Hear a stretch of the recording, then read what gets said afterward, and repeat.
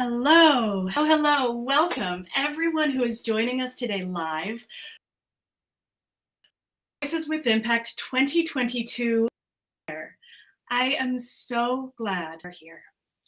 My name is Carrie McCoy. My pronouns are she, her, and I'm the founder and executive director of Art with Impact. Our organization exists to share mental health stories through art and to create space for people to come together and experience art in community in order to explore our personal mental health journeys. Voices with Impact is at the very center of our organization's work and commitment to amplifying and celebrating a wide range of mental health stories.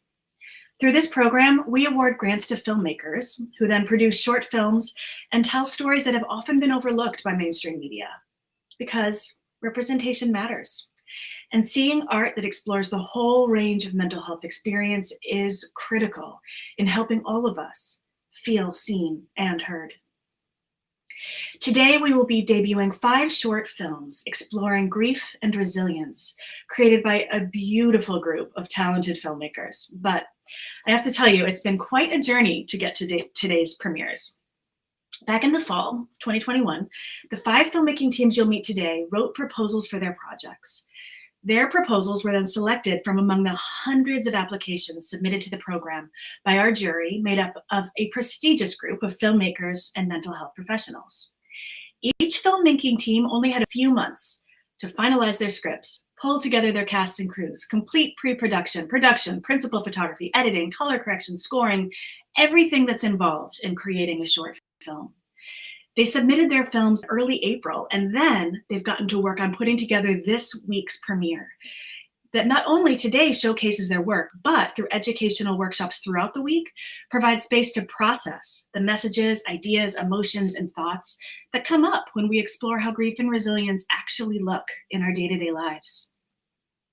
I hope you'll join us throughout the week for a wide range of workshops. They have titles like Keeping Our Fathers Alive and Paths to Healing and The Interior World. And in these intimate sessions, you'll be interacting directly with each other and the filmmakers to explore some of the many, many themes that come up in watching these incredibly powerful films. So hold on to your hats, because it's going to be quite a week, and I hope you'll join us for as much as you can. But before I dive in, I simply have to take a moment to thank all the people who made today possible.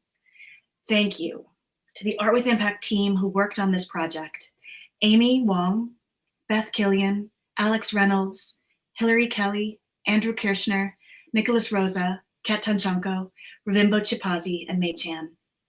Thank you to Nicole Medina, who designed the beautiful Phoenix artwork for this year's festival. Thank you to our 2 boards of directors, one in the US and one in Canada. Thank you to this year's jury, who volunteered your time and wisdom to help review hundreds of applications for this year's program. Thank you to our sponsors and community partners for investing in today's event: the American Psychiatric Association Foundation and BetterHelp.com. And a big and special thank you to California's Mental Health Commission, or MHS-OAC.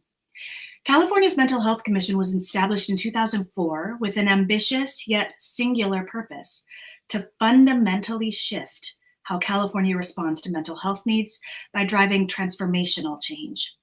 Their work supports the well-being of millions of people across California. Also, the Commission was the first supporter of Voices with Impact. This program would not be possible without their partnership and their ongoing belief in our work. Finally, last but certainly not least, I want to thank all of you for coming today to view these films and celebrate our filmmakers today. I invite you to stick around after the premieres for an interactive Q&A with the filmmakers themselves, where you're going to be able to type in your questions or comments in whatever platform you're joining us from today.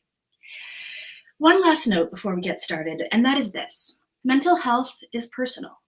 You and you alone are the expert on your own mental health experience. And mental health is complex. So today's films are going to explore grief and resilience, but they're also going to touch on a lot of other important mental health topics. We'll be providing a written content heads-up graphic prior to each film. And while we've done our best to identify themes that may be activating, we also acknowledge that big feelings can come up unexpectedly for each of us, and especially with regard to the subject matter of these films.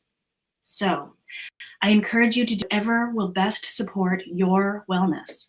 especially if you have a personal connection with the content of these films. Have shown up today.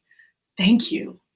And how you engage is always up to you, whether that's taking a break, getting water, taking deep intentional breaths, or something else. And if you find yourself in need of support, please type in the URL that will be in the corner of the screen throughout today's event to get a list of the mental health resources available to you now. Without further ado, I'm excited to pass the floor to Mayra E. Alvarez, who's the Vice Chair of California's Mental Health Commission and who will be in first filmmaker.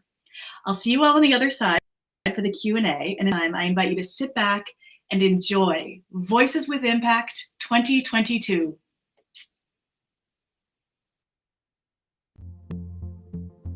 Hi, my name is Mayra Alvarez. I am president of the Children's Partnership and have the honor of serving as vice chair of California's Mental Health Services Oversight and Accountability Commission. When we think about mental health and how the last couple of years have impacted our mental health, it has been overwhelming, and we are all grieving in one way or another. And disproportionately, our communities of color have been impacted by the pain of grief. This film really captures the importance of paying attention to how people grieve. The film really does tell us how important it is to listen to people, but it is particularly important to recognize how certain communities have been grieving more deeply and for far longer as a result of systemic racism and the impacts of systemic racism on the well-being of their communities. We have to consider how different communities process grief, and we have to respect those processes. When it comes to promoting the mental health and well-being of our communities, respecting those differences, appreciating those differences is particularly important to meeting the mental health needs of our communities. We will only come out of this period of pain and grief and challenge if we believe in our shared humanity. And this film demonstrates a commitment to respecting our differences and celebrating them in order to make it out to the other side together. On behalf of California's Mental Health Commission, I am honored to introduce Marlene Robbins and David Diaz's film, Sunset Special. Marlene Robbins inishe, idina etochi inishle. I would like to thank Art with Impact, the Voices with Impact grant, and all of the community organizations that came together to help bring Sunset Special to life. I am the writer, producer. I also acted in the film. Along with my co-writer and director, David Diaz, we would like to thank everyone that we crossed paths with who helped bring Sunset Special to reality. This film is based on my family's personal experience with a negligent funeral home on the Navajo Reservation after the loss of our father, Stanley Robbins. And with this piece we are bringing to light, we are raising awareness about negligent funeral homes, not only on reservations, but throughout the country in low-income communities of color. And really understanding the grieving process and the sacredness of it. And that when we lose a loved one, we are meant to help them transition into the next world, whether that's through song or prayer or tradition. And that's not always the case for a lot of families. We depend on funeral homes to help us in that process. And while some understand and respect that, others don't. And there are too many stories of negligent funeral homes that are not being shared. So we were very grateful to have people work on this film who understood, because they experienced or had a similar experience with their loved one. And so this film also raises awareness of Indigenous cultures and the revitalization of Indigenous culture, that as Native people, we have always had our own traditions of how we helped our loved ones transition into the next world. And so really renewing that and reviving it and bringing it back to life. And we were very grateful for the traditional practitioners, the medicine people who came to consult us and offer us protection as we told this story. So, yeah, thank you. Pray that you enjoy the piece.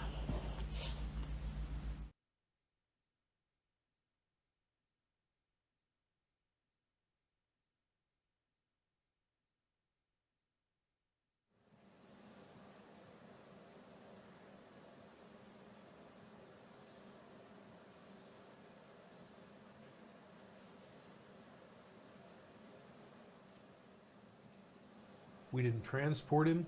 It was out of our hands before he even got here. Our number 2 fridge is down. We're overbooked. So y'all are lucky you even got him in here at all. And to be honest with you, his body is decomposing faster than normal. Y'all don't want anybody seeing him looking like that. Trust me. Okay, but we came Excuse me, down I here. gotta get this. Yeah, hey Rick. I am right in the middle of something. The spread is 2 points. Okay, great. I will call you back in 5. Sorry about that. Or what do I? Oh, so that's why I personally feel you're going to be better off going with a sealed casket. I need to see him. Hang on, let me finish, young lady, because you're going to like this next part. Because of the situation, we're prepared to offer you an upgrade to the Sunset Special at no extra charge. You're going to love it. It's like the Ferrari of caskets. What did you do to him? Excuse me? I need to see my dad now.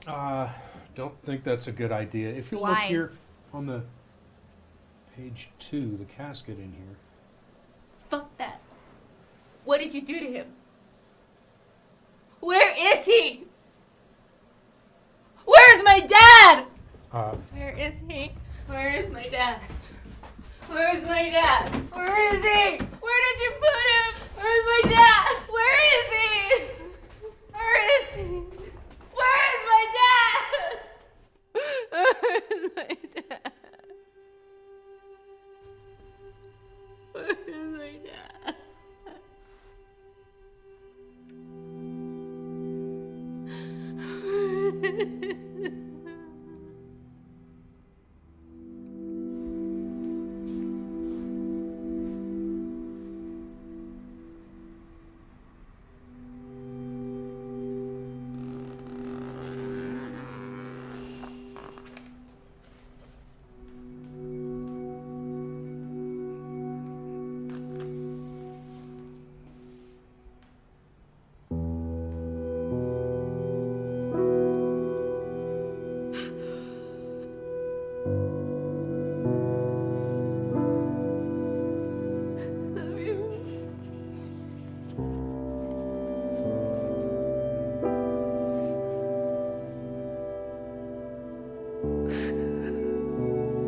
You ladies cannot be back here without signing a waiver.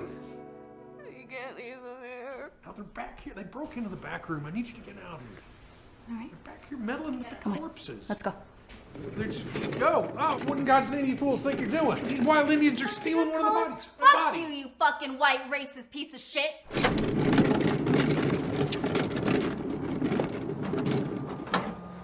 Cops are coming. Oh, you can't do this. There's no refunds. Get the fuck over here and help us! Hurry up! Go, go, go. Motherfucker!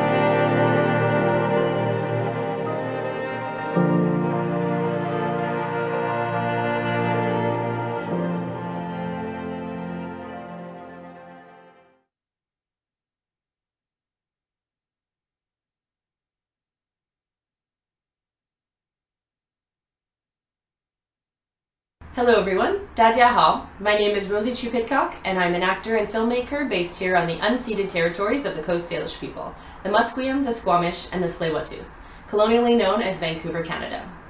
It is my honor today to introduce Natalie Morale, a fourth-generation Yonsei, Japanese-Canadian filmmaker, with her film Blue Garden. Blue Garden is a very special film, not only because Natalie took a very ambitious mixed media approach, shooting her story on analog film, but also because she bravely asked a lot of questions that have gone unanswered in her family for a long time.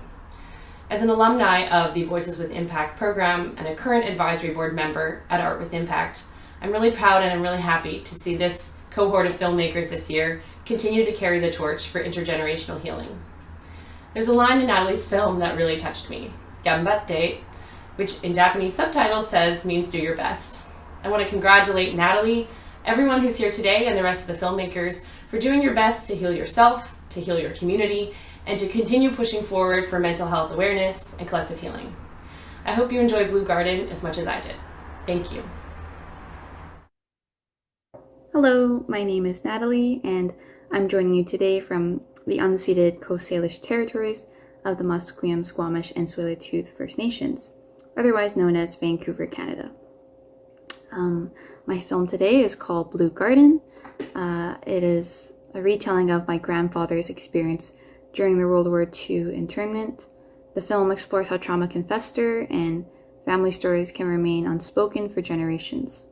However, through the participatory nature of filmmaking, the younger generation is able to reconcile their grief and feel empowered to tell their family history. The topic for today's screening is grief and resilience. I've grown up with a feeling of grief and almost a sense of resentment for not really fully understanding my grandparents' experience in their past. But on the other hand, my grandparents rarely or never spoke about their experiences, especially about the war and the internment. And it was also something that I knew not to bring up with them due to the trauma. And this silence, which causes a cycle of silence, has caused the Japanese Canadian and the Japanese American history to be quite suppressed and hidden. However, I believe that we can begin this process of healing and acceptance by speaking about our past and retelling our history through our own perspective. And I hope to bring light to Japanese Canadian history and other stories that remain unspoken today. And I hope viewers like you will come away from the film with a better understanding of Japanese Canadian history and have a raised awareness of intergenerational trauma and its effects, and also empower you to tell your own history or your own story. I want to give a big thank you to Art with Impact for supporting this project, as well as my team who helped me throughout the process of filmmaking. So Thea Liu, my producer, Kevin Fang, my co-animator and co-camera, Jeremiah Reyes, who is a composer and re-recording mixer, and Tabitha Nakajima, who helped me with the Japanese translations, and Hiro Kanagawa, who portrays my grandfather in the film. And also my mom, who I can't forget. I interviewed her, and you'll hear her voice in the film. Last thing I'll mention is that this film contains depictions of racism, memories of war, and shows images of the internment camp and road camps. It also has a bit of a sporadic structure to it, which kind of represents the idea that memories and trauma rarely make perfect sense to us, nor are they processed in a linear fashion. So it can be quite taxing on our mental health to try and process and make sense of it all. After when you reflect on this film, and if you decide to make your own film about your own personal trauma or personal memories, please remember to take care of yourselves.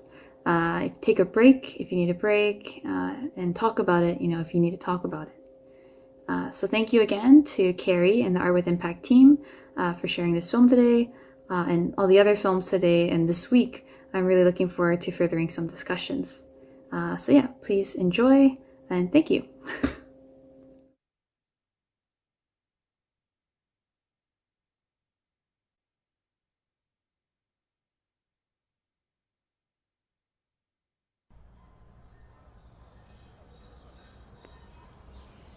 Hey Mom, why do you think I've never liked tomatoes?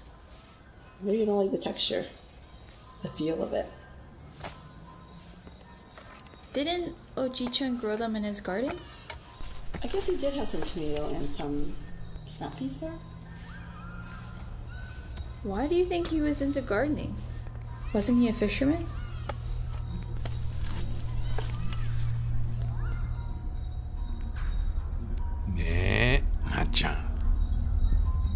You used to say you're a man of the sea. そうだね. But of land, of sea. それは何の意味もなかった。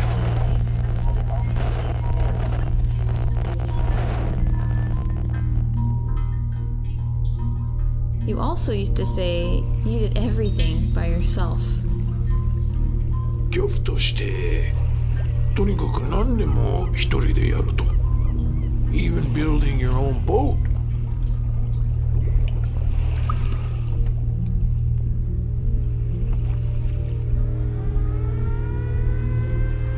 It was only recently when I learned that you were interned at Solska. I knew I had to leave the moment I got there. なっちゃん、ひどかったよ。So, how did you get through it back then? When I saw the train pass by, with many Japanese on their way to the farms or camps, we all waved and shouted, "Ganbatte!" I requested to leave Solskwa, but there were many rules. No Japanese to be given leave unless he has behaved fully responsible for his own subsistence, to be subject to cancellation for cause at any amount of work. The government tracked me everywhere I went.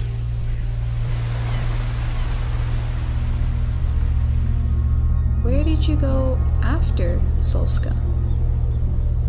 最後には I ended up at a tomato 牧場 in Ashcroft. 何やってんのか全然わからなかった。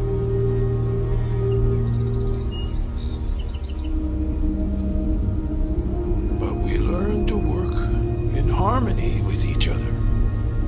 みんな頑張った。何回も何回も失敗を繰り返して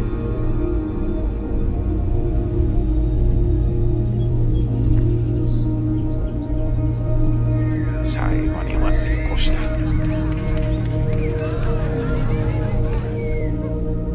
Good. Yeah, let's just try again, but a little bit slower.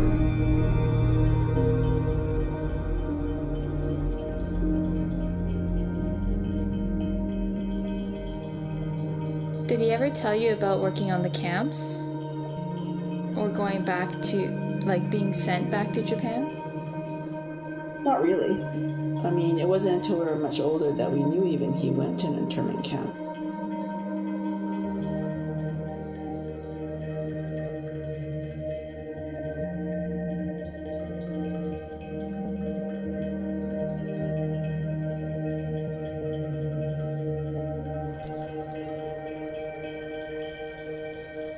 Do you have any photos of him growing tomatoes?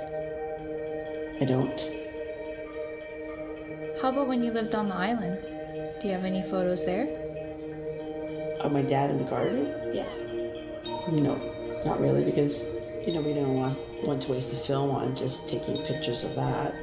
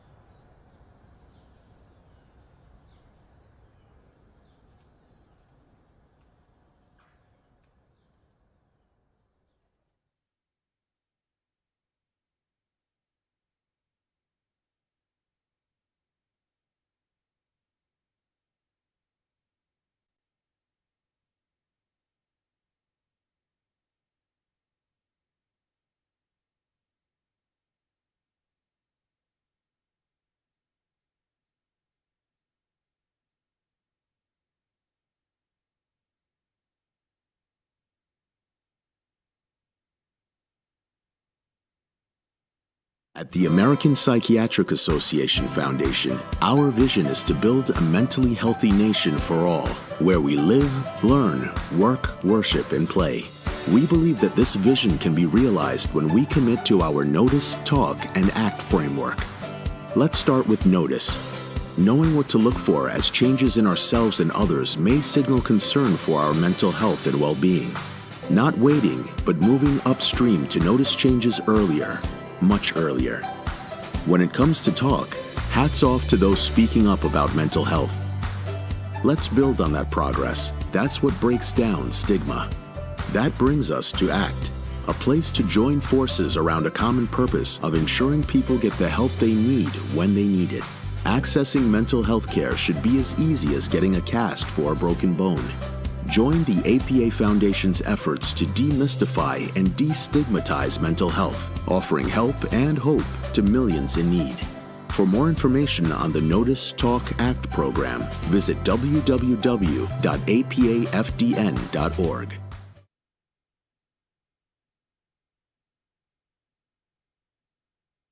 Hi, my name is Kip Foster.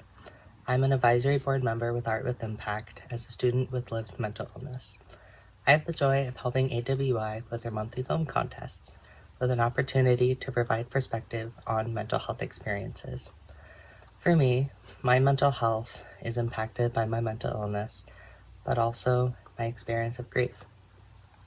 Loss comes in a lot of forms, notably in death, but also in relationships, jobs, homes, places, objects, and experiences. Loss for me has a lot to do with memory, and it's in the preservation of what I miss that makes it easier to carry my grief. It's an odd duality, because pain of loss means there was once joy. It doesn't get any easier, I don't think, but we get stronger, and the weight is just a little easier to carry.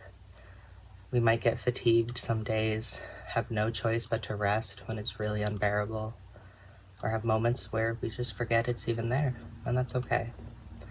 How we carry our grief may shape how we celebrate the joy of what we lost. At Art with Impact, films and all modes of creative expression can foster healing from grief, helping us learn that it's not something we have to hold by ourselves. Knowing that grief is part of connection and learning how to hold it close instead of push it away is something that I really value, and something I appreciate films having the opportunity to give viewers.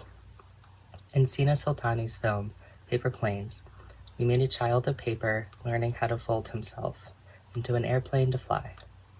How this character folds remind me of how I carry my grief, and how I learned to accept feelings I tried so hard to repress because they demanded to be felt. How celebrating what I lost and who I've lost has helped me fly again.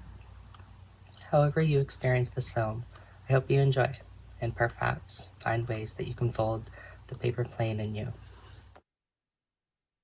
Hey everyone, thanks for taking time out of your day to share space with myself and all the other incredible filmmakers around here. My name is Sina Sultani. I'm a 90-time award-winning writer, director, producer with selections from the Oscar-qualifying LA Shorts Fest, the Screencraft Fellowship Competition, and I recently participated in the Whistler Film Festival's Producers Lab, the Real World E20 Writers Program, and the upcoming Reykjavik Talent Lab in October. I'm fortunate enough to be a part of Sony Pictures Imageworks as an associate production manager on the next Spider-Verse sequel, but the film I'm excited to bring to you today is Paper Planes, an animated short about a timid young boy dealing with the loss of his father. Working with my cousin Humaira Sultani, we wanted to craft an original story that represented our lives and the lives of the diasporic community. Using a unique narrative focused on our character's ability to fold into a paper plane and take flight, we wanted to showcase the challenges of our character's unique shape that differed from everyone around him. It's a very obvious metaphor for the struggles of preserving your culture while adapting to a brand new community, but we hope that we've presented it in an interesting and adorable way. Our production was fortunate enough to have an incredible team of more than 80% women who contributed as artists, supervisors, composers, and everything in between. And having worked on some pretty big projects myself, in some pretty big studios, I've seen the lack of equality firsthand, and I knew that I had a responsibility for implementing change. The final result was nothing short of mind-blowing, and the team's creativity and passion never ceased to amaze me. and I truly hope you feel the same. Thank you.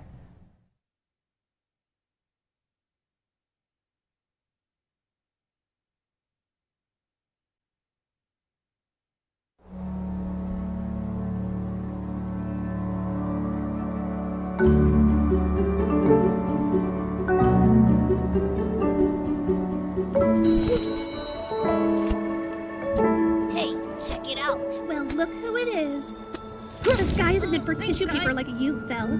You think that penguin can even fly with those legs? Just as good as his papa. Truffle! Fly! What's wrong with penguins? I like penguins. They're well dressed, clean hair. They like to walk. I like my legs. Look! Can't do that when you're flying. Huh? You're not getting away that easy. Brad's a few weeks away, Val. Not my hair. It's for your own good. Ready? For what? Dude, just fold out. Come on. You got it. Just keep your shape.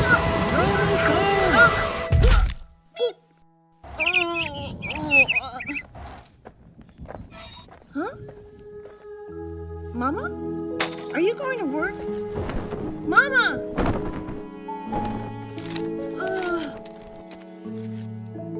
Sorry, baby. Huh?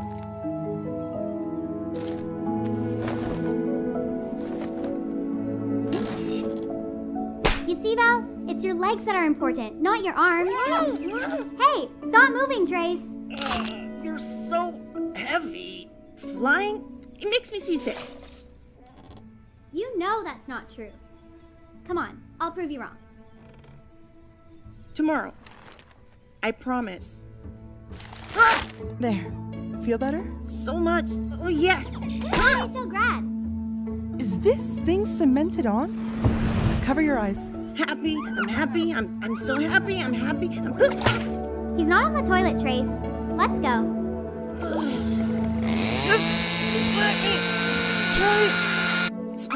It's fine. I'm fine there. Wait it's fine. a It's second.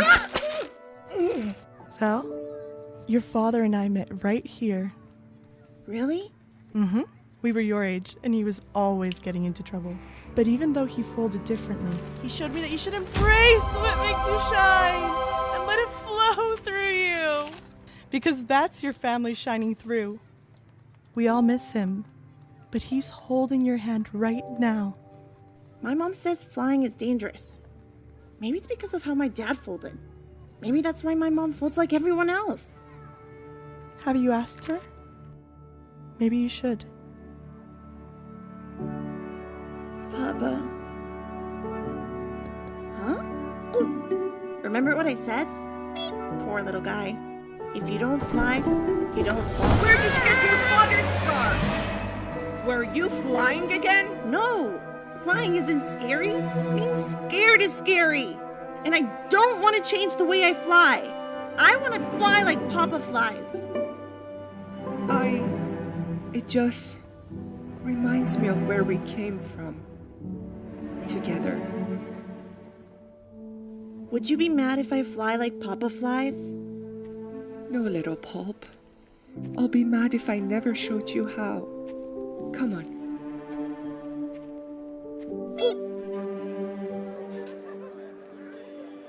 Hey, Val! Oops, my hat! Well, guess we're gonna have to go up there and get it. It was scuffing my hair anyway. Val. Sorry, Val. Come on, Ingress. Let's go. Oh, look at that little kid can barely walk. He ain't going nowhere. To your places, please. And to the graduating class, remember that you sailed the same winds as those that sailed before you, and that this place will always be your home. Your swan, the captain. We'll start at 5! Little Pulp? Huh? Mama! Would you fly with me? Like Papa? 4! Hey, Ping. 3! Just like your Papa. 2!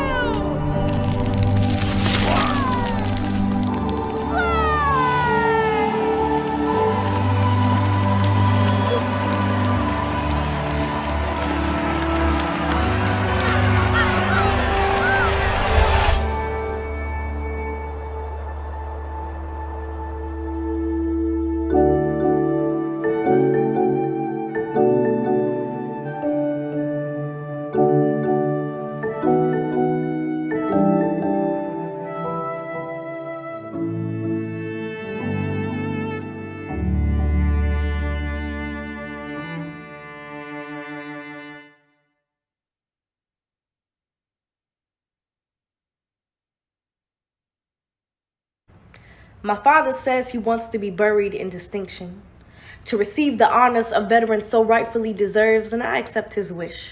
Acknowledge his preference of interment. You see, I know I can't strip him of that, of his right to die a soldier, even when he forgot to live like a father. How you see yourself a hero.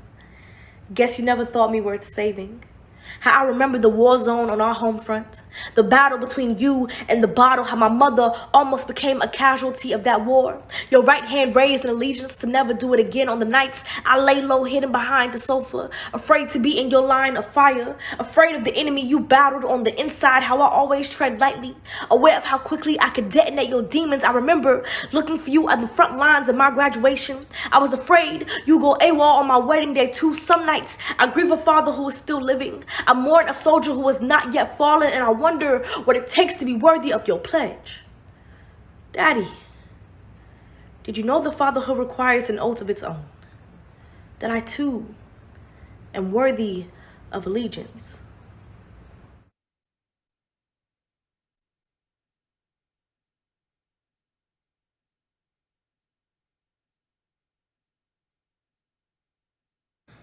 Hi, I'm Petros Levounis, and I am a psychiatrist. And I'm Lucas Hassel. I'm this guy's husband.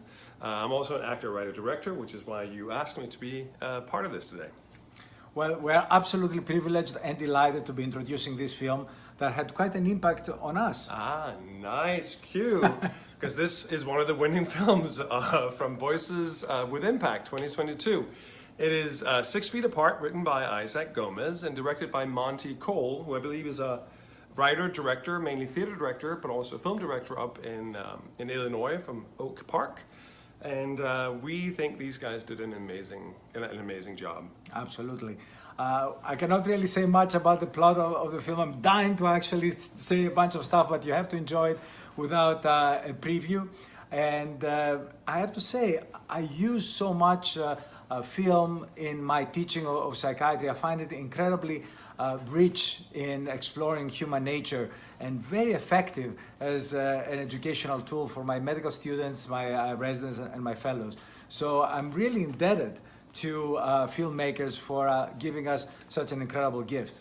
And I was thrilled to see this film because it's amazing what they pack in under 6 minutes. I've been at a lot of film festivals with both my own films and in others, and this film doesn't spoon feed you anything. Yeah, you sort of have to make your own conclusions and where we are in time, and it's really expertly put together. So it's no surprise to me that it is one of the winning films this year. Yeah, and we did have a few debates among us, like, is it this way or that way? Yes, what does the ending mean, and why is that there, and different things. So without further ado, we hope you really enjoy the movie as much as we did. Go ahead, enjoy the movie. Hi everyone, I'm Monty Cole and I'm the director of 6 Feet Apart. 6 Feet Apart is a short film that is written by Isaac Gomez, a wonderful, incredible playwright and screenwriter, and he's also a good friend of mine. And we were trying to figure out what was the story we wanted to tell, and it all came from the thought that Isaac had of what it was like to watch me at my father's memorial service. I was bawling and talking about how much he meant to me, and Isaac started to think about his own dad, someone who's still alive, but he's been feeling more and more distance from. Isaac is a queer person who is finding his own way, and his father is becoming more and more Christian as the years go by, and because of that, they've become more and more apart from each other. And so 6 Feet Apart is a film that explores what would it be like if Isaac lost his dad. There's these wonderful memories that he has, there's this love that's there, but it's complex and complicated, and it feels distant, and it feels like maybe they can never come together again. I want to thank Artists with Impact so much for all the work they did to give this short an audience, to give this short this more life. I want to thank the 6 Feet Apart team for everything. I'm talking about Tiana, Josh, Julie, Daniel, all these people who did amazing work to make this project happen. And I maybe most of all want to thank the people of El Paso, who really came together and helped us make this short. I would say most of the cast in this film is from El Paso. Most of the crew for the short were from El Paso. And in fact, a lot of the locations were shot in Isaac's family homes and also the church he went to when he was a kid. So huge thanks to those folks as well. I hope you enjoy the film. I hope it connects to you. And I hope you enjoy the rest of the festival.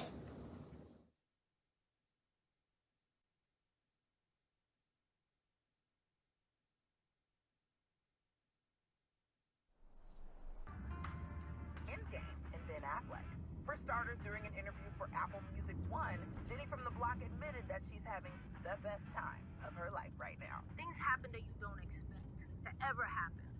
You know what I mean?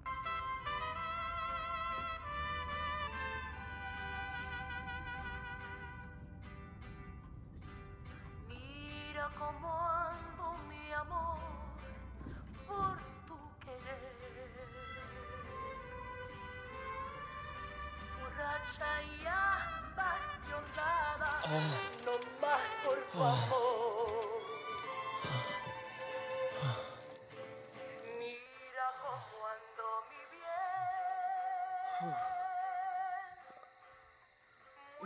Wait a minute. What is it? Are you okay? Yeah. It's just... there's a lot of shit here. I mean, we could go inside where it's more comfortable. My dad's a light sleeper, so... Well, we don't have to be loud. And maybe we can even cuddle?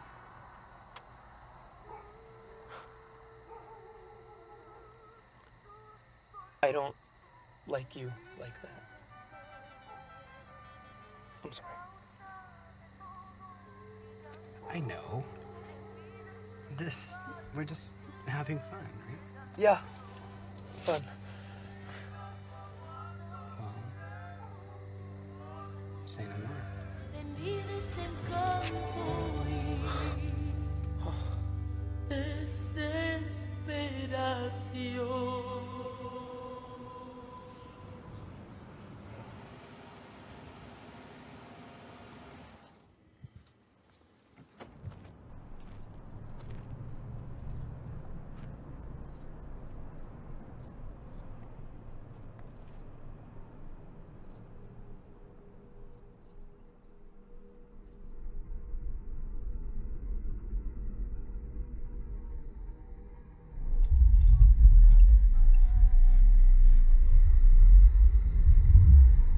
Sigue por donde quiera con obstinación y por quererte olvidar me tiro a la carretera y allá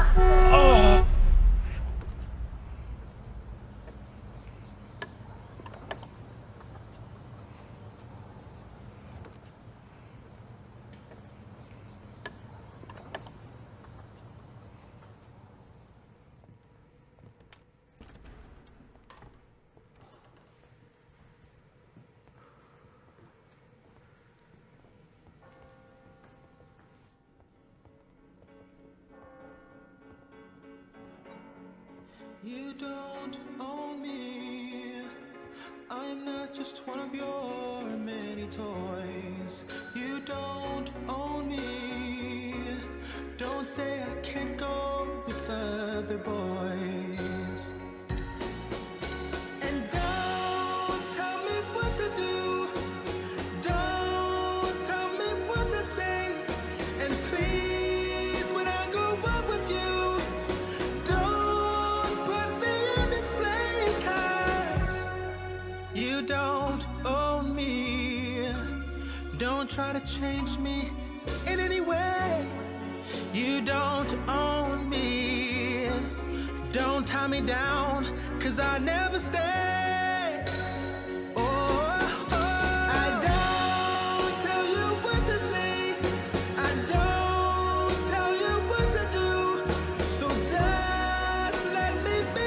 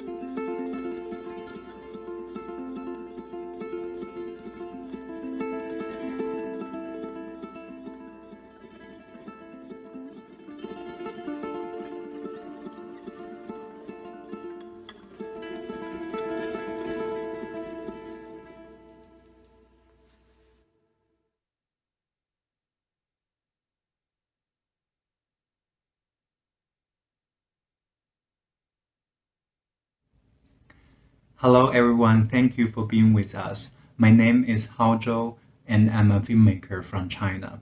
I was proud to make a film for Voices with Impact in 2021. It's my pleasure to introduce a 2022 Voices with Impact filmmaker, Alexander Nystrom. Alexander is an Ojibwe writer, producer, and director from Minneapolis, Minnesota. He has written and directed several short films, including Eden, which received the Promising Film Grant at the Louisiana Film Prize. In 2020, Alex produced the Firelight Media documentary short film, Uden, which premiered at AFI Docs 2021. Alexander is a fellow for the 2021 Native American Media Alliance's TV Writers Lab, developing a pilot called Between. And now I hope you enjoy an introduction from Alexander himself for his new film, Until Our Spirits Meet Again. Thank you. Bonjour. Hello. My name is Alex Nystrom, and I'm a writer, director, and producer. Sending this message from Tongva Land here in Los Angeles, California. I'm Ojibwe, enrolled in the Red Cliff Reservation in northern Wisconsin, and I'm honored to be able to share my story of grief and resilience here at the Voices with Impact Film Festival. The film follows a departed Ojibwe who journeys to the afterlife, while a surviving relative finds resilience in the departed's footsteps. I made this film as a way to speak to my late father, explore my Native identity, and challenge myself as a filmmaker to be more vulnerable, and Art with Impact has been a very safe space for me to grow in. So thank you to Carrie and the whole team. This story came to me first as a poem, which became the voiceover of this film. The setting is a sacred fire ceremony, where one keeps a fire alive for 4 days and 4 nights to guide a close relative to the afterlife. This is only the beginning of this film's journey, as we're putting together a longer version to submit to festivals, which I'm excited to announce has received additional support from Vision Maker Media. I want to thank the incredible cast and crew for braving the cold nights together, keeping spirits high, and for everyone bringing their best talents to make something I think is truly special. Last but not least, miigwech, thank you to those who are tuning in. Thank you for watching. Without further ado, I hope you enjoy Until Our Spirits Meet Again.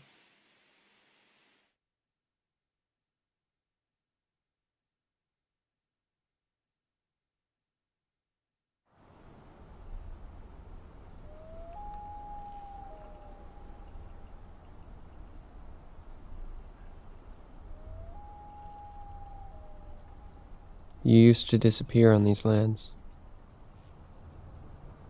and hunt in these woods.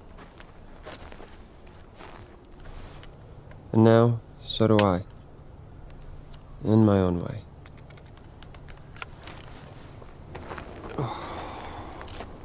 I'm going to some place. I couldn't tell you where. Some days I don't want to. Some days I want to turn around.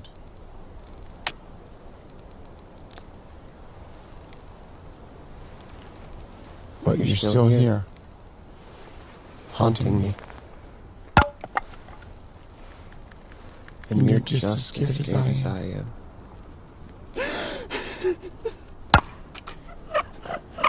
But you still teach me things.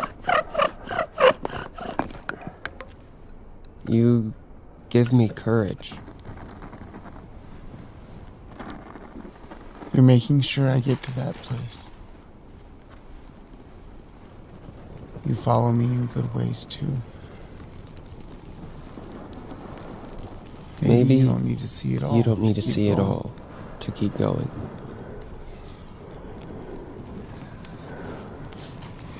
You'll feel things that I can't feel. And I can't see what you see. The fire keeps me warm. It gives me hope. The fire shows me where to go. I couldn't do this without you. Couldn't do this without you. Maybe there's something beyond the sadness. Beyond the fear. Beyond the fear. Maybe you brought me here.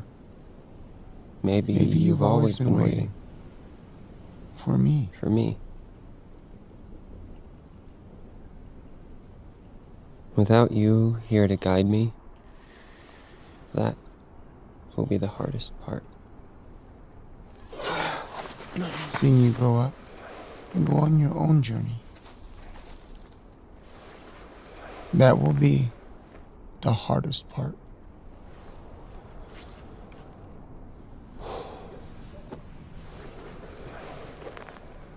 And you'll invite me to go with you. Even though I know I can't be there. Even though you know the answer. That will be the hardest. The hardest part.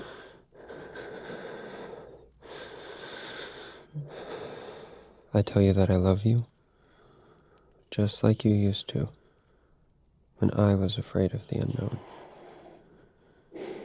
I tell you, you'll be okay too. And then I'll know it's time to go. Even if neither of us is ready.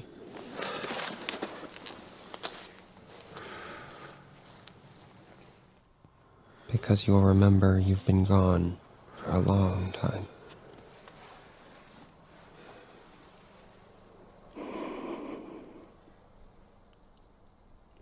It's time for me to go.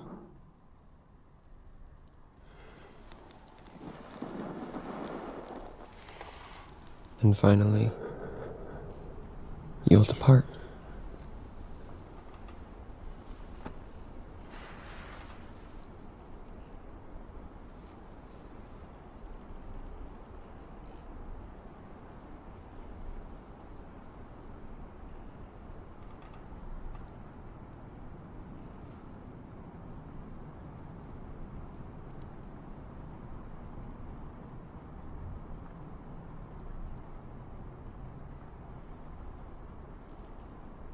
And into the unknown, we'll both go together.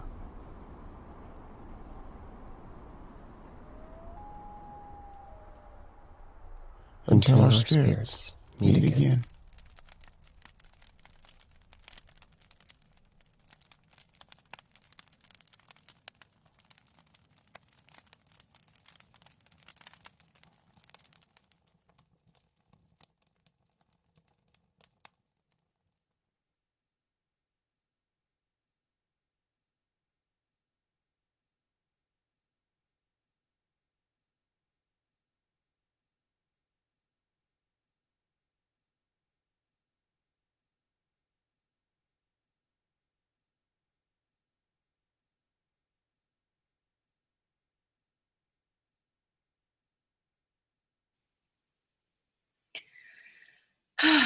So beautiful. Thank you so much, filmmakers. So many feelings, so many thoughts. I can't wait to explore with you now over this next hour and over the course of the rest of the week. Audience members, as I'm inviting the filmmakers to join me on stage, so filmmakers, please turn on your cameras and mics and join me here. I'd love to invite everybody who's in our audience to please drop your questions and comments in the chat. We are here to have a conversation. Whatever's coming up for you around these films, what would you like to know? What would be interesting to hear more about? This is a unique and pretty beautiful opportunity to get to actually hear more about what the intention was behind some of this really beautiful work. So one note is Natalie Morale wasn't able to join us. She started a new job recently and she is busy with that, so life. But we miss her and we have her with us here in spirit. And I'd like to start with a question for all of you, which I always find really interesting, and that is to hear a little bit about who you made this film for. And what I mean by that is when you imagine the best case scenario about your film reaching the person that it was meant to see it? Who is that person? Let's start with you, Monty. Yeah, I mean, Isaac and I actually made 2 short films together. Or I would say we had a team, the whole and 6 Feet Apart team, that made 2 short films, and 6 Feet Apart was one of them. And both of them are kind of about our childhood. His is about obviously growing up as a queer Latino man, boy on the border, and me about being a young Black man in the suburbs. And both of us kind of looked at each other like, I don't think we had anything as kids that kind of allowed us to be ourselves, to really say like, hey, I know it feels like you live outside of the monolith, and I know that you may feel like you're alone, but you're not alone. And I know that your relationship with your family doesn't look the way you want it to look like, but here's something that kind of says that that's okay. And so there was that. And then obviously there was this element of related to grief, where both of us were like, oh, it's so complicated because you want to say, I was not maybe accepted the way I thought I would want it to be, or I can remember these dark moments in our relationship together. But then you can also say, I still love this person and I'm still reaching out to them. And so honoring those complex feelings is really what we want to do, and allow other people to honor those complex feelings as well. Beautiful. Thanks so much. Marlena, I'd love to hear from you next. Answering your question, who do we make this film for? I'm just reflecting on how we came into this story and my family's experience. And I think that with the creative process, the making of this film became our own cathartic healing process. And it's almost when we lose someone in our inner circle, it's like an initiation into grief, and having to navigate this very intimate process, and navigating death and the business of it. And so it's like its own club, and connecting with people who have had to navigate funeral homes and picking out flowers and picking out cards and not allowing for the grieving to settle. And so I think we made this film for as an awareness piece for people to understand this process, the business of the funeral industry, but also for people to know that there's another way to grieve, and that there's a different side of the grieving process, and to I think that this is who we made it for. We made it for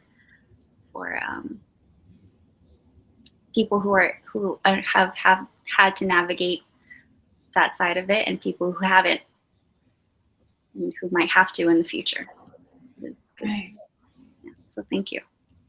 Yeah, thank you so much. And David, I'll turn it over to you. You directed this film. Marlena did the introduction. She was the writer and the producer. I'd love to hear your thoughts about who you hope sees this film, and what you hope it brings to them.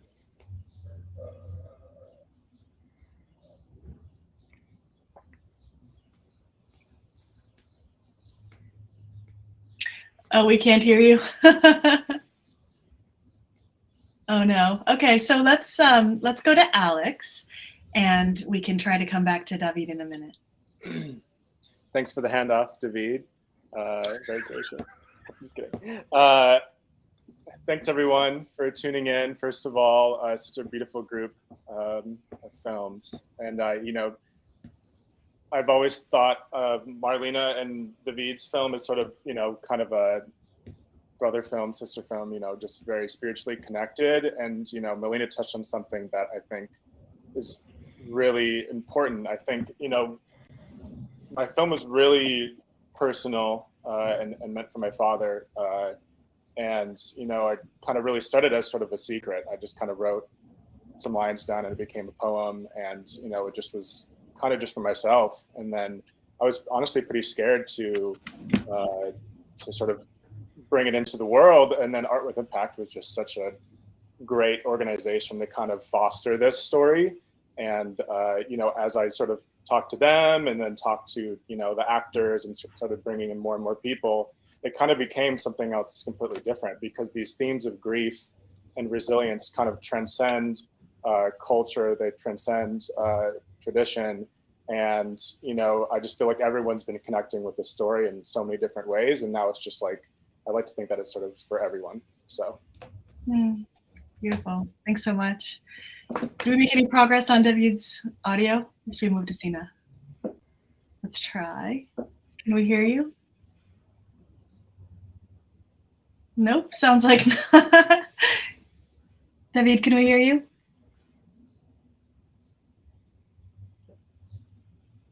No, okay. So Sina, I'd love to hear a little bit about who you hope sees this film. Absolutely. Everyone can hear me okay? Thumbs up? Yeah, awesome. First of all, thank you everyone for attending today. It's the fact that Carrie and the AWI team have given us this platform, let alone the opportunity and support to share our stories with anyone, is always a humbling experience. So thank you, and to all the filmmakers for all the work and all the blood and sweat and the energy and emotions that you've put into these projects. Thank you for pushing through and hitting those final deliveries. And in terms of the films, I made it for kids that I grew up with. My parents are from Afghanistan. They came to Canada in the 1980s following the Russian invasion. And so for me, the challenge is of growing up in a multicultural community, not really seeing that more depicted today in films like Turning Red. Pixar is doing, slowly a few more films within the diasporic genre, Disney as well. But for me, telling diasporic stories, ideally in a way that is a bit different, that doesn't show that kind of traditional animation that we're kind of used to, that super polished 3D. We want to have that blend of paper, 2D, 3D mix. Is it practical? Is it not practical? And so we really were excited to try, my cousin and I, Humaira Sultani, to put our story together and just kind of show life as it was when we were kids. We didn't want to highlight diversity too much. We just wanted to show what our experience was and make something hopefully that a few people can connect with. Beautiful. Can I just say that, like, I never say this about any short film ever, but like, Sina, if they don't make this into a goddamn feature, I swear to God, that world is so specific and so beautiful. If someone doesn't make that full, I don't know what. I'm gonna put that quote on the poster, Monty. Yeah, it's gonna mean so much coming from me. It's gonna be so much. Awesome, much appreciated. Well, Monty, while you're up here, I have a question for you. So you had an interesting project because you have a 12-minute cut of this. Is it 12 or is it 20? I think it's 12. 12. So you've got these different stories, and so what you can tell in 12 minutes versus what you can tell in 5 minutes is very different. I'd love to hear your thoughts on what that was like on thinking about this, about the truth of what you were trying to tell and how that changes the narrative that you end up sharing. Yeah, it's almost, so the 12-minute version it feels like to us like a 3-act story where we have 3 memories that the son revisits and getting ready to go to the funeral service. And so in the 5-minute version of the film that you saw today, it's about really distilling it down to one memory and how we're cutting between one memory and this act of going to the service.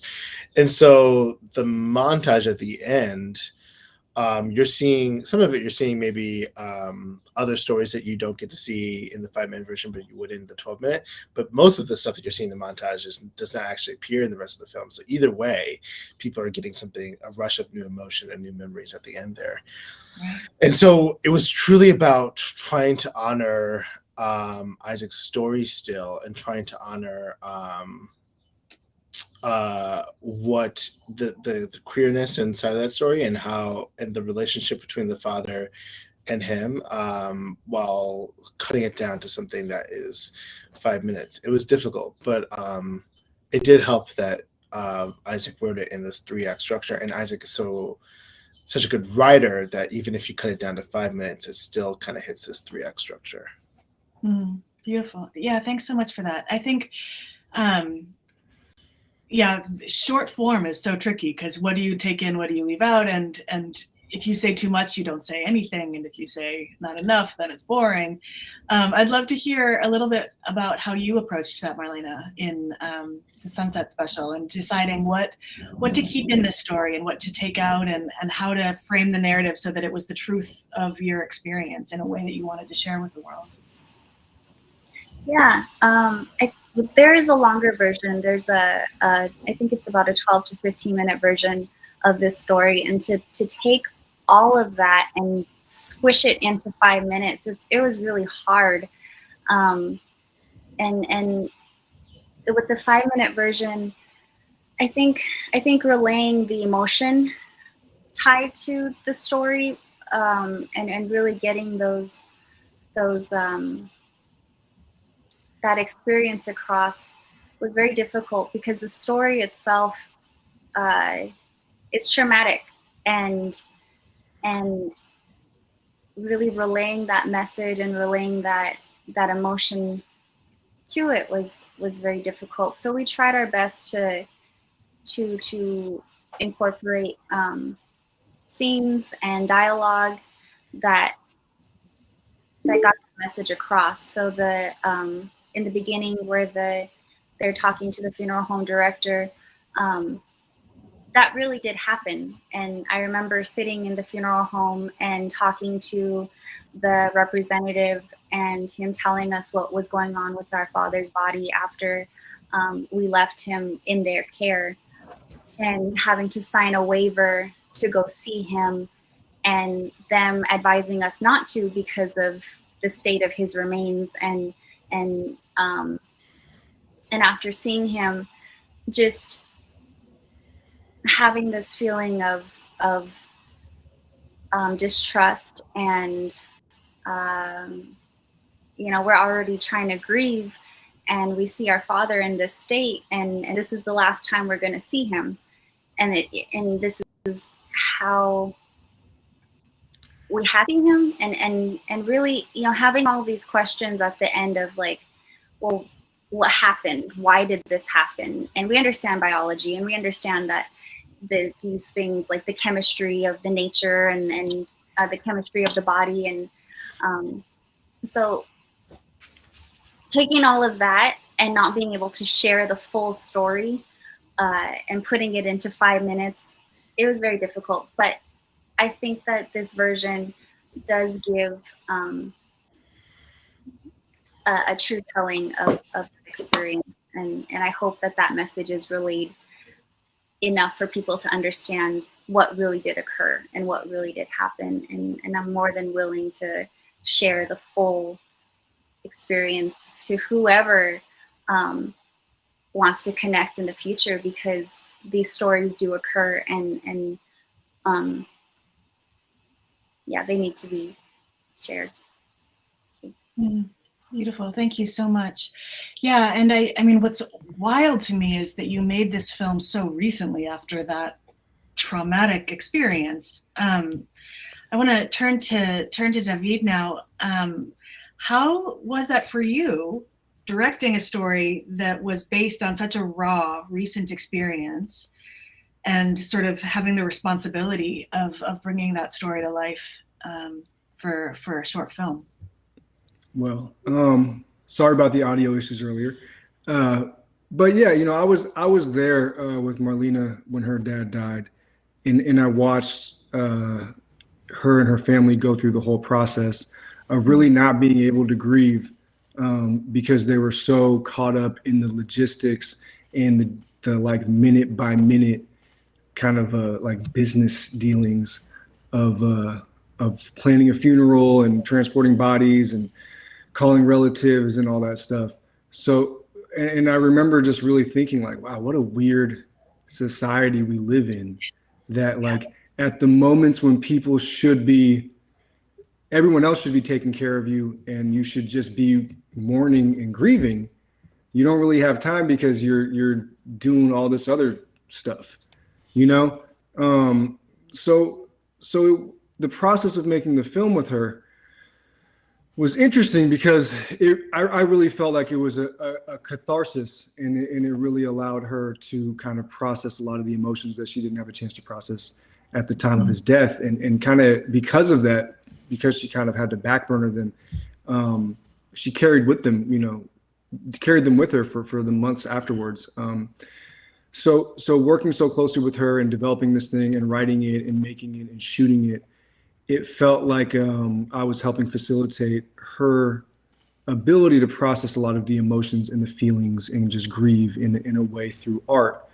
So it wasn't really like, I guess from the outside you might think, oh, it would be a challenge and you're addressing all this stuff, but it was actually like a really beautiful process. And going back up to her home, to film it, we fought with production a lot about like where we shot. And we had been scouting all over Alcatraz, and we thought it was really important to shoot on the reservation. And just that, the land is very much a character in the story and in people's lives. So nothing else was really going to do. So overall, like, it was a very cathartic and transformative and very healing process. And I felt really lucky to be a part of it. That's lovely. Thank you so much for sharing that. And yeah, I think when the process can be helpful, like it's such a win-win, right? Like it's other people get to benefit from the strength of the story. The process itself can be supportive of wellness and growth, and that's such a beautiful thing. It's wonderful to hear. My next question is for Alex, and also before I ask this next question, I'm just gonna put this out here again. Folks who are watching, if you have questions, type them on in there. We can see them. The internet is amazing. No matter where you are, we can see what your questions are. So send them on through and I will voice them for you and we can have a more interactive conversation. But in the meantime, Alex, I'd love to hear how the process of making this film inspired how you approach telling stories. That's a great question, and a lot to unpack. No. You're welcome. Yeah, exactly. Yeah, we got some time to fill. No, yeah, this particular project was incredibly different already in the approach. Kind of how I spoke to it in the intro. Like, I traditionally I'll write the full script and kind of follow the tried and true filmmaking method of following the script and carrying it out, kind of, really focusing on scenes and, characters. And I feel like this project was so much about trying to capture the feeling more than anything else. And so it just didn't seem like a script is just a blueprint, it's just a roadmap. And it's kind of, it's sort of subjective, right? You sort of can only inject as much feeling as whoever's reading the script. And I felt like, I would definitely not say that I'm a poet. I would say this is my first crack at it. And seems like you're a poet. Yeah, well, a pretty good poem. I didn't say it. But no.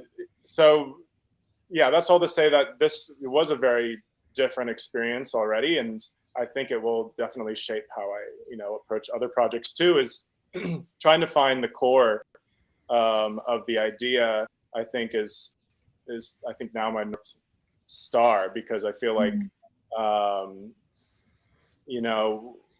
I didn't know it at the time. Like, my father passed about 7 years ago, and I've been going through my own journey of grief, in various stages over this time, and I think it's difficult because, you know, I was writing a story where the voiceover is actually a reflection in sort of the now, sort of 7 years later, but we're placing sort of the characters and the setting, and the time is sort of in the immediate aftermath of somebody passing. Because traditionally, you know, with the sacred fire ceremony, you know, you'd have the whole family come and make offerings around the fire and sort of gather and keep that fire going for 4 days and 4 nights, and sort of like, you know, send off your loved one. And so it was just interesting to, you know, hold those in a balance too, because those don't seem like they fit.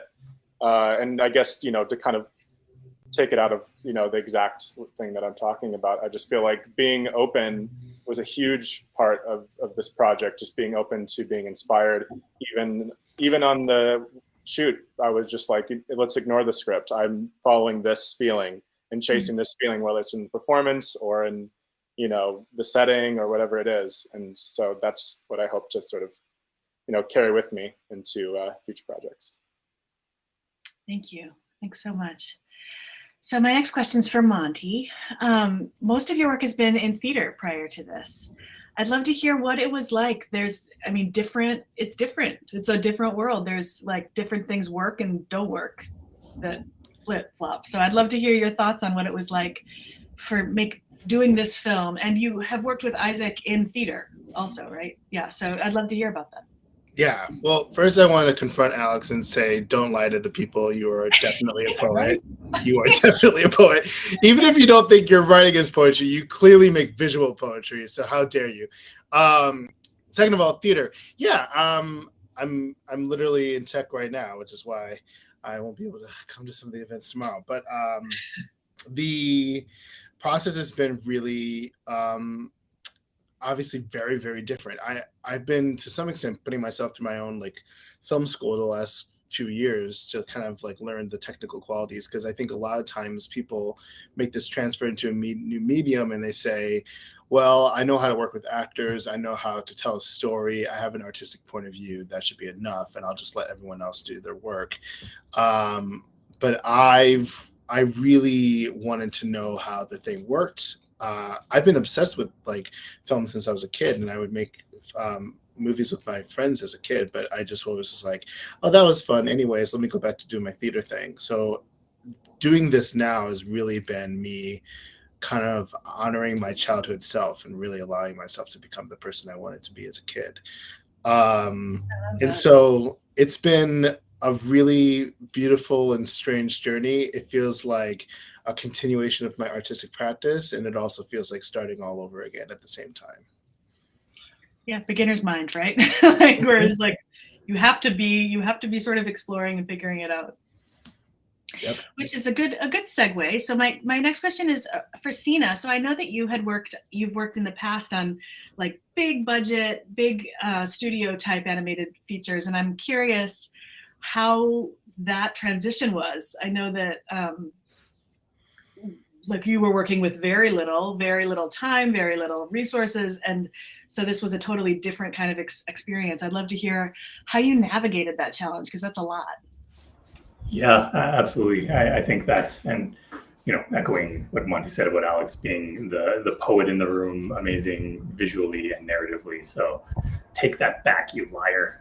But for the big projects, I think I'm working on Spider-Verse right now as a production manager, and just it's a paid education. Like you see, the biggest studio is working on the biggest films with the biggest directors, and you really start to steal from them and the techniques that they use. And I think this is my first animated short. I've done about 5 or 6 live action shorts beforehand, but for the animated side, you know, I was chatting with Alex about when you set up a frame in animation, you need to figure out what does a cloud look like, what does a grass look like, and it's not just finding a field and setting up a shot. You're really kind of crafting every single frame, every single expression, every single pose.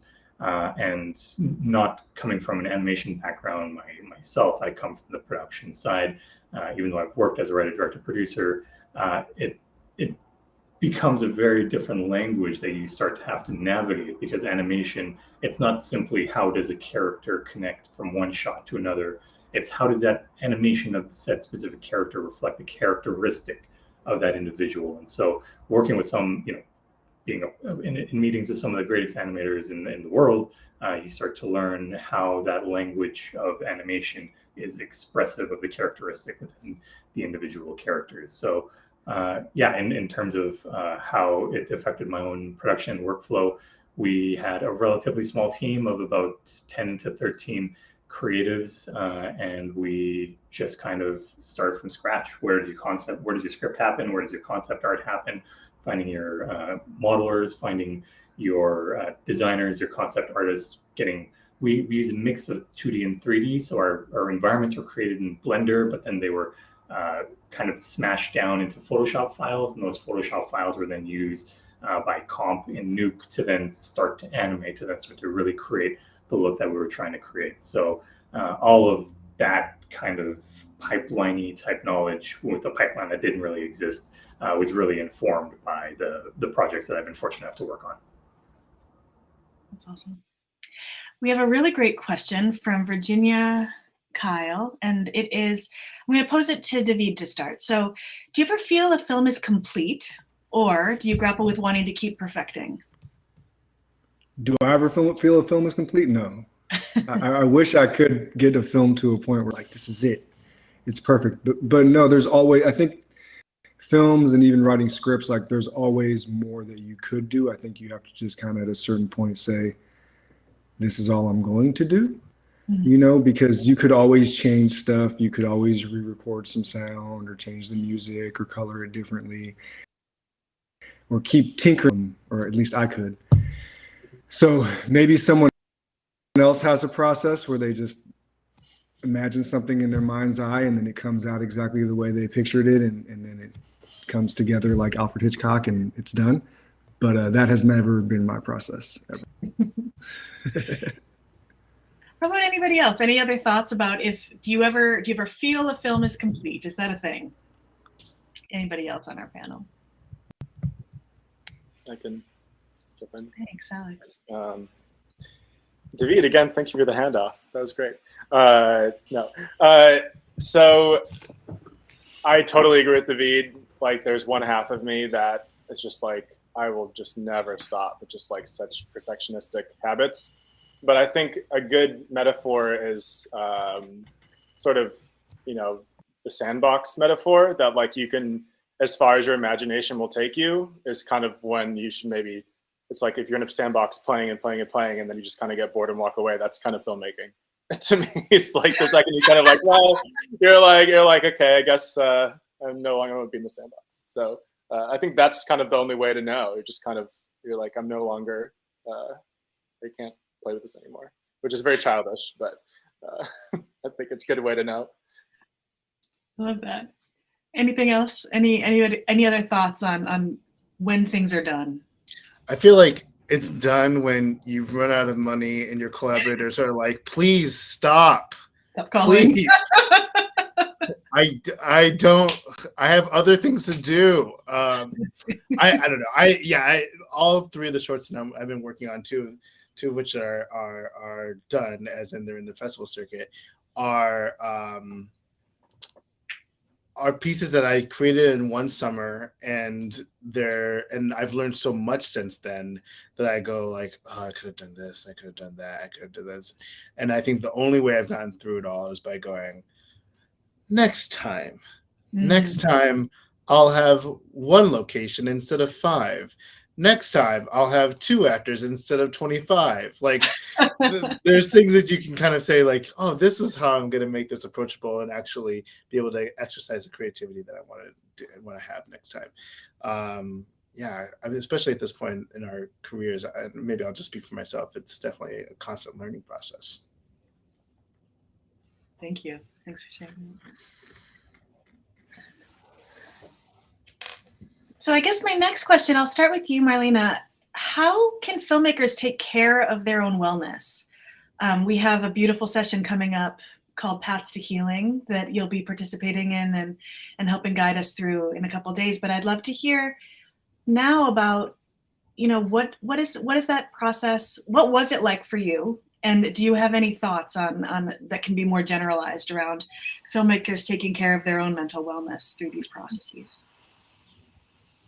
Yeah, I think that as a first-time filmmaker, this was a crash course into what it takes to make a film, and learning firsthand from David and from our executive producer, Marie, about all of the logistics that goes into creating a film. And a lot of it's stressful. It's very, very stressful, and it's a lot of time and energy and intention being put into this process, from like the writing of it to the finding funding, really advocating for funding, and then everything: catering, locations, casting, and really wearing all of these hats to make this a reality and to really believe in it, and really bringing people on board who have the same mission and objective and are cohesive in that. I think that building a strong team is a part of the well-being, and staying mentally sane through this process, and being able to bounce off ideas and bear the weight as a team is very important for everybody's well-being, whether they're the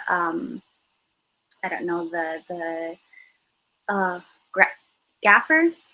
See, I'm still learning the there's a gaffer.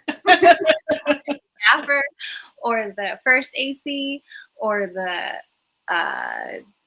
second AC, all of that. Everybody's well-being should be a priority, and everyone should be heard and listened and given time to breathe, and given time for themselves to understand the process. And I think that bearing the weight as a team is important, and allowing ourselves to take a step back when we need it, and to listen to ourselves, and to ground ourselves in whatever spirituality or religion that we have to turn to when we need it, in those times of feeling lost or defeated. And I know that when we started this film, we went into ceremony and we went into prayer, and with medicine people who knew my dad, and they knew him since childhood, and they knew him all of his life. So it was very beautiful. And I think that that's what grounded us as a production, as a team, to go forward and telling the story, offered us a lot of protection. And it was a strong reminder, because we did the ceremony before we started production. It was a strong reminder that we still have that tie to a spiritual experience that's guiding us through the telling of this story. Yeah, thank you. Yeah, it's tricky, right? Because films are so expensive. Like, all of the minutes that you've got all of those humans there are costing X dollars. And so it really requires a very intentional approach to bring that in. And so I think starting with that grounding makes a lot of sense. Sina, I'm going to ask you the same question. How can filmmakers take care of their wellness in these processes as they're working with 1 gazillion people to tell a story and managing all the different pieces? And what are your thoughts on that?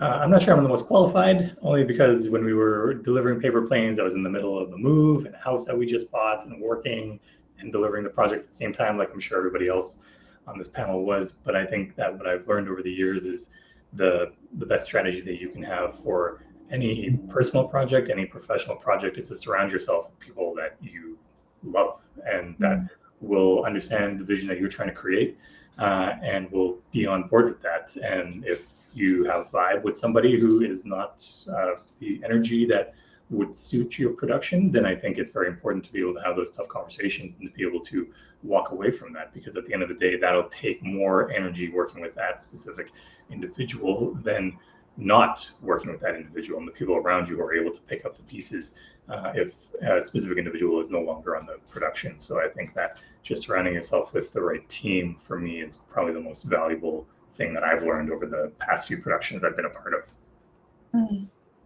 Thank you. Yeah, the community.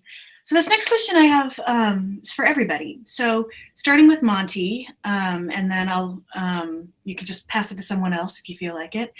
But what was the biggest surprise or setback or pivot that you had in making this film? There's always a lot, and I'm curious, what is the first thing that comes to mind when you think about something that changed along the way? I think it's related to the last question. I don't think we realized for both of our films how emotional it would be just filming in our childhood homes, like, period. Or the fact that the final funeral casket scene we shot on Father's Day. So I'm my God. And it's whatever, 3 or 4 years after my own dad has passed, and I'm behind the monitor cut. Oh, that was great. Can we get the light to move over here? I think we just completely underestimated how emotional it could be. And I think that and that even goes back to the previous answer I gave, which is it's about, I think I wish I understood the ambition of the thing, which is to say the more ambitious you make it, the more support the thing needs and the more emotional support you need. So that if I could have downgraded some of the projects I worked on that summer, maybe I would allow myself to have the space that I need, the emotional space that I needed, in order to really be able to breathe and to focus and to allow myself to understand the spiritual experience I was having. And so, yeah, I think that was across the board. I remember hearing, I forget, oh gosh, who was it during the intros that were hey, when you're working on something like this, you should understand where this could live emotionally for you. You should try to honor that. But it's completely true. And I think, and I consider myself a person who sometimes, my therapist would say I think through an emotion before I maybe will allow myself to feel the emotion. And so sometimes I'm it's okay. It'll hit me later on. And I would say in both of those projects, there were things that were hitting me immediately as it was happening, because it's just a different beast. It's a different beast than even doing theater, because you can kind of rehearse it again and again. You can find your own way into it. But film, the immediacy of it, and seeing it behind the monitor is something totally different. And I'm going to pass it to Alex. Same question, I guess. Yeah. Carrie, repeat the question. What was the biggest surprise or setback or pivot that you had in making this film? I was thinking about it, and it's kind of a two-part situation. So very early on, I remember coming to you, Carrie, and your team, and kind of talking through where are we going to shoot this film, because I wanted to set this on my reservation in northern Wisconsin, but with our window for production, it was going to be February, and it was going to be -20 and 12 inches of snow, and so we had to get a little creative, and I think, Carrie, you were probably, I was still considering it, and then you're like, this guy is insane. He's going to go out there and he's going to shoot this -20. No, and I mean, I even was trying to rationalize it. So then we were kind of looking at other places, upstate New York, for example, and I'm out here in Los Angeles, and I still wanted it to feel like it was in the setting it was supposed to be in. And then, shout out to Fire Thief Productions and that team. They're based out of Tulsa, Oklahoma, and connected with them. And they are just an incredible production team, and they were like, come out to Oklahoma, and they set us up with all these locations, and that just kind of kicked things off. And then between them and Cherokee Film Office, we were in such incredible hands. We had such a great Native-led team, you know, so I felt very supported in my community as well. And then, you know, fast forward to actually shooting the thing, the week when I'm there to shoot the film, you know, we shot, I think, starting Friday night. On Wednesday morning, there's a huge snowstorm, and of course, and so like kind of letting yourself, you know, give in to nature and the elements, and that's a huge part of this story too, right? It's sort of like the fighting through the elements and maintaining this fire. And, you know, the long story short, luckily, you know, the snow kind of cleared up by Thursday afternoon, and we had to just like have everything ready to push or pull or reconfigure, and it just kind of cleared up. And I think it just really lent itself to the film that we kind of got still that sort of snowy look and cold look without, you know, totally freezing, but it was very cold. It was still very cold. Not Wisconsin cold, but okay. Yeah. It was like you know, 15. You know, that's summer for me. But yeah. Marlena, do you want to answer this question? Yeah, so I can repeat it. The biggest surprise or pivot or setback in making this film. I don't know that we had a lot of pivots or setbacks. I think that we did our best to go with the flow as best as possible, and there were some things like the mud at my grandma's and everybody sliding everywhere. I know I got the truck stuck when David was down on the side of the road waiting for us because we had to beat the sun, and time was a huge factor. Time was the sunlight and making sure that we got golden hour.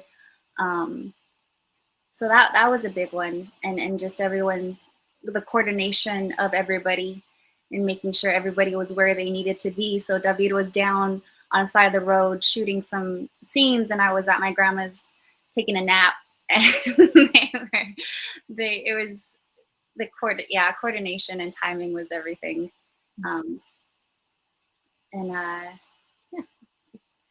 Just going with the flow and being open to change and adapting, being easily adaptable, and knowing that the universe will deliver its own way. Creating art, we got to trust the process. David?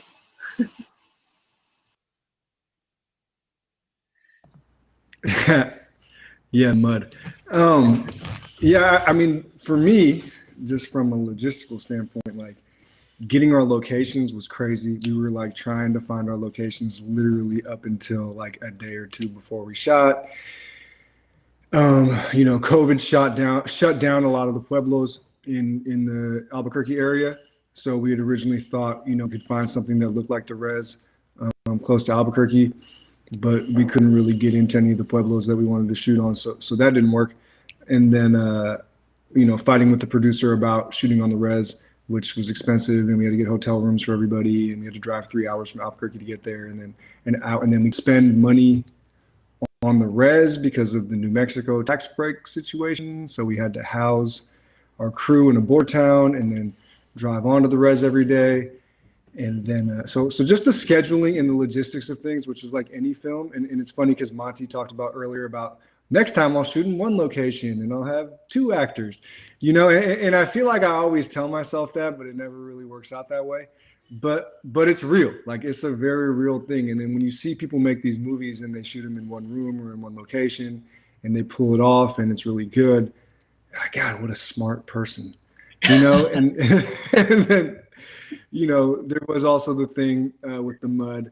It like, I don't know if it was rain. I don't know where all that mud came from, but basically like, oh, it was snow. It had been snowing. And so every night the mud kind of like freezes over and you're good. And in the morning you get to location and the mud is frozen, but then by noon it thaws out and you're basically just like in this just mud pit. So like, and we had these big grip trucks and things were getting stuck in the mud. And then I was sitting on the side of the road waiting for the crew, or the rest of the actors actually, and they got stuck in the mud and we lost. And, you know, we were already on such a tight schedule. So trying to get everything shot, and then you hear that the truck is stuck in the mud, and like you're sitting there waiting, and I'm freaking out because every minute we're not shooting is like money being spent that we don't have. So, so that kind of stuff, you know, it's the fun production stuff. That's just, you know, kind of like, what they say, par for the course. Thanks so much. Sina, how about you? I would say just the beginning of the process, what the film was going to look like. We didn't really know. There were a lot of ideas that were spinning out. We had the initial concepts of it being a practical set where we actually created some sort of paper apparatus which kind of spun in a circle, and as you were kind of like going up the spiral, it told the story that we were trying to tell. There's also some sort of potential incorporation of virtual production and kind of pulling out of physically created environments and pulling into other ones, with the background being virtual production that would allow us to just introduce different varieties and different backgrounds. But I think when you start to realize how much more money you would need and more time and more team, we started to approach it a bit more traditionally. But then how would we balance the look? And so the look was this weird amalgamation of wanting it to look like paper, but also wanting it to look and feel digital. And so we explored a lot of different references. And for me, the biggest surprise came when we started seeing our first characters. When they modeled my childhood house in Blender, and then we started shooting and putting cameras there, and then seeing the first comps. My partner is a compositor, and she's worked on Justice League and the latest Batman, and for her to come on board and to put these images together as well, and to see the first comps. The first comps were a super emotional experience, and in addition to the context of it being a very personal story. So yeah, a lot going on there, a lot of surprises, and overall, I think probably one of the best productions I've had and the best experiences. Thank you. So I'm looking at the time, and we have about 10 more minutes, which means one more question for everybody. So there's a couple questions that came in from the audience, and I just want to name that they're very similar to sessions we're going to be having. So we just had a question that is, what's your advice for novice filmmakers who are concerned about possible impacts on family members and others who are part of the story because they are, but who would not want to be represented in the film, especially when silence is a part of the story not being told? We have a session called The Things We Don't Say that will be covering a lot of that topic. There was another question that came around the difference between emotion and critical distance versus rationality in delivering a product. And I don't have the session list in front of me right now, but there's a couple of things that are coming up with that as well. So I want to do another quick plug that our sessions later on throughout the week are more about everybody talking together. So I really invite you to check out what those look like. What the schedule looks like, and see where you're able to come. There's still some seats available. There's limited seating for all of those. And I think most of them still have a few seats left, so you can head on over there and reserve your spot. But the reason for the limited seating is so that it can be an intimate conversation. So just throw that out there. But my last question to everybody is just thinking about this experience. What else? What else is coming to mind for you right now that you would like to place in this, or you would like to have in this space, that you would like to have be part of this event? We watched your films, we saw your intros, we've been talking for a while, but you know, I'm sure that there are thoughts and feelings that are coming up for you, and I'd love to hear what those are for this last question. And we can just go left to right. I think we've all the same order. So Marlena's first, and just keep moving on down the row. And I'd love to hear what else is coming up for you now. What else would you like to share as we close the world premiere of your beautiful, beautiful films from Voices with Impact this year? Yeah, I really liked I really like the question about family members that we portray within our film. And when we're writing the characters, we based them off of my sisters, Monica and Janelle. And when I was reading the script to them, because in the longer version, the sisters are fighting, and one of the sisters, and this goes with how we grieve and how families grieve. And some of us can't handle those emotions, and we choose to numb them through addiction or some other vice that we have to cope with these very difficult experiences that we're not able to process. And then that ties all into mental health and addiction. And my sisters, I love them, and they're very strong, powerful, intelligent women who have raised me and taught me a lot about the world.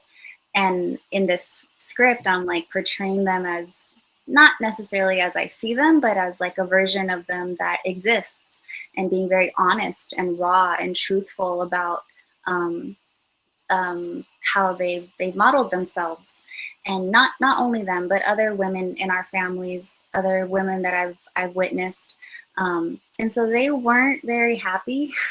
They were kind of, they were like, you can't do that. You can't say that, or, and so it was really hard having to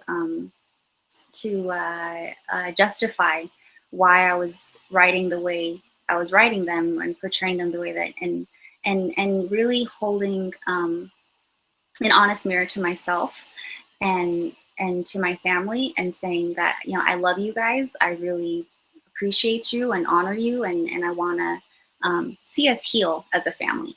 That's the most, and when we heal, that's doing our shadow work, and that's really honoring that we have dark sides, and we have the spectrum of emotion that can go from anger to happiness in a split second, whether that's being bipolar or having other mental health challenges that we're not ready to acknowledge quite yet.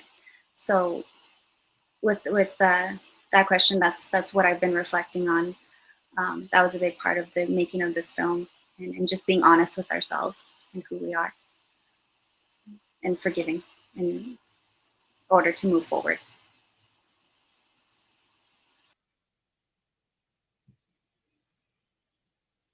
David? Well, she said everything I wanted to say. No, just kidding. This was my first time. It's funny, like I had a film a couple years ago that was in festivals online, and I kind of like sat it out because I was like an online film screening festival, and I kind of scoffed at it, and I didn't really participate in any of the stuff. So this is my first time really doing the virtual thing, and I just wanted to really thank you guys for doing such a great job of putting it together, and it's been great, and I'm really impressed. So thanks a lot, Carrie, for having us be a part of this, and you really did a great job putting this together, even though my audio got messed up. So yeah, thank you. I'm impressed. Thank you. Sina. I'll say, in terms of what I would like, more audience interaction.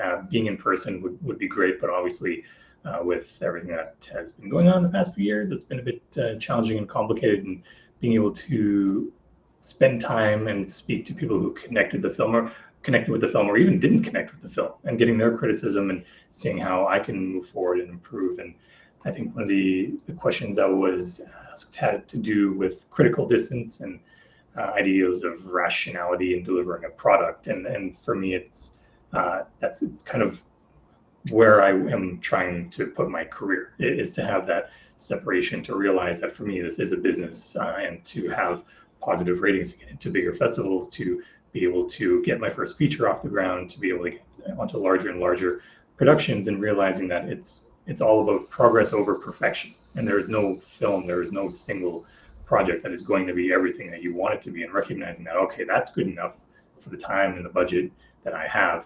Time to move on to the next one, take the lessons that I've learned, put it into the next project, and realizing what's important to you in those individual stories and making those the hills that you want to die on. But if you're surrounded by the proper team, you'll know that they will understand why they're important, and you won't have to expend as much energy as you would if you were working with not the proper team. And so I think for me, that would be kind of the rationality versus emotionality, and just hoping to connect more with the audience at large. Thanks. Alex.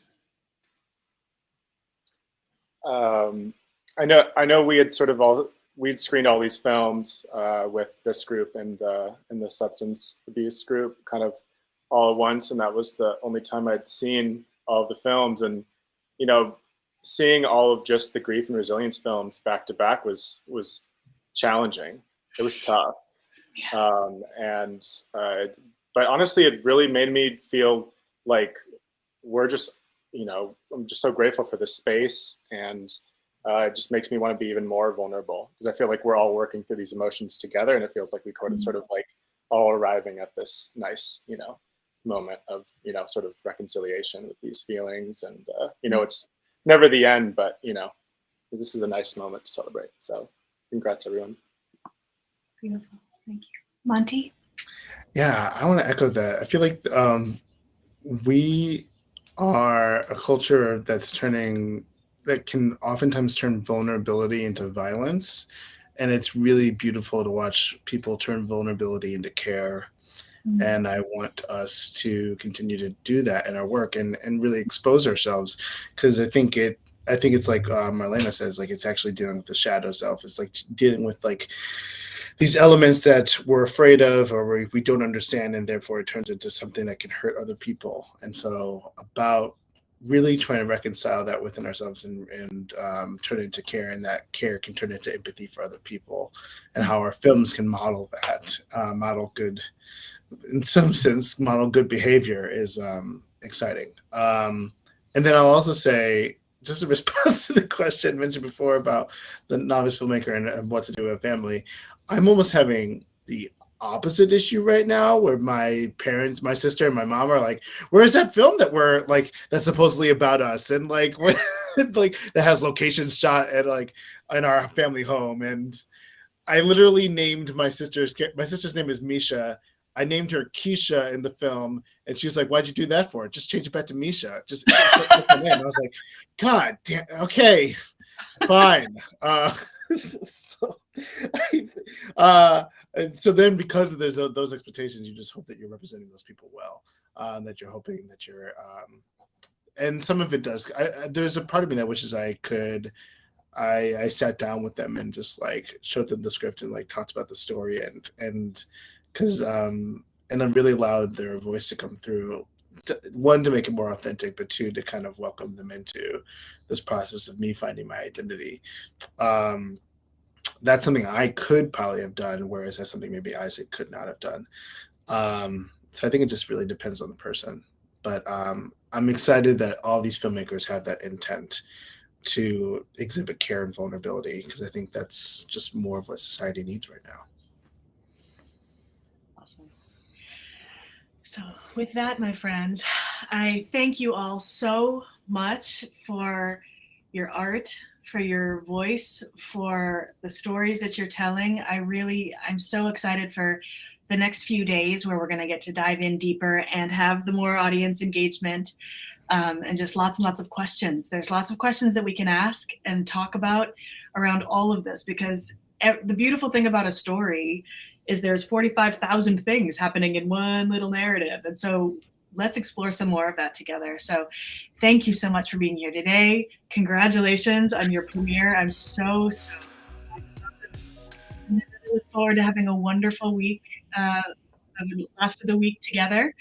And thank you very much. Have a great evening or afternoon or wherever you are. Take care. Bye.